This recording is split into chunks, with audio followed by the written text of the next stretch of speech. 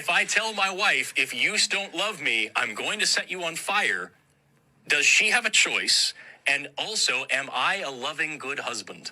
Those are two questions I want you to answer. If you set her on fire, then you never loved her to begin with. And if God sends us to hell, he never loved us to begin with.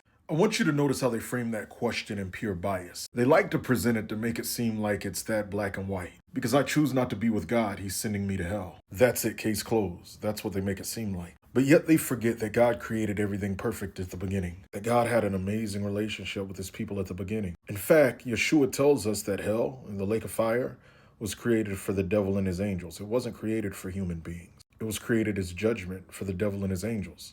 God's purpose was never to put human beings in hell. However, when sin entered into the equation, man rebelled against God, breaking God's laws. And just like here on the earth, if you go murder somebody, you go to prison for life. What's worse than murdering somebody? Breaking a holy God's laws. You don't go to prison because the judge hates you. You go to prison because it's the right thing to do to lock you up because of the crime that you committed. A person doesn't go to hell because God hates them. The person put their own selves there when they broke God's laws. But because God does not want us to go to hell, and because God wanted to restore things back to how they were, with us walking with him and fellowshipping with him, and because it was never his purpose for human beings to go to hell, because he created hell and the lake of fire for the devil and his angel, he sent Jesus to restore us to him. In the Old Testament, the Tanakh, whenever people died, the righteous and the wicked, they went to Sheol.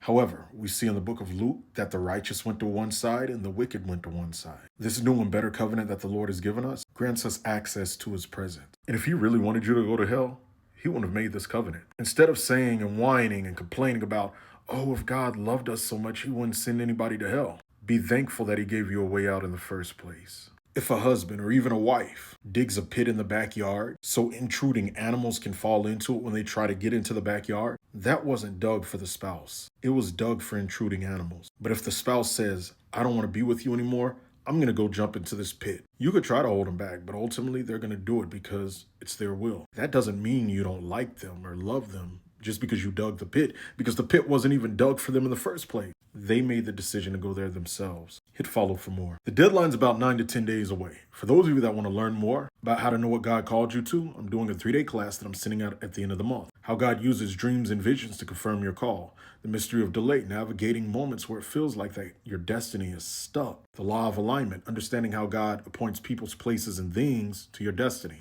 And a lot more. To sign up from TikTok, click ironiclearning.com in my bio. Scroll down for half a second, you'll see it. From YouTube, it's in the same place, ironiclearning.com in my bio, and you scroll down until you see it. Everything's pre-recorded, free to watch at your convenience, except for the 30-minute Q&A.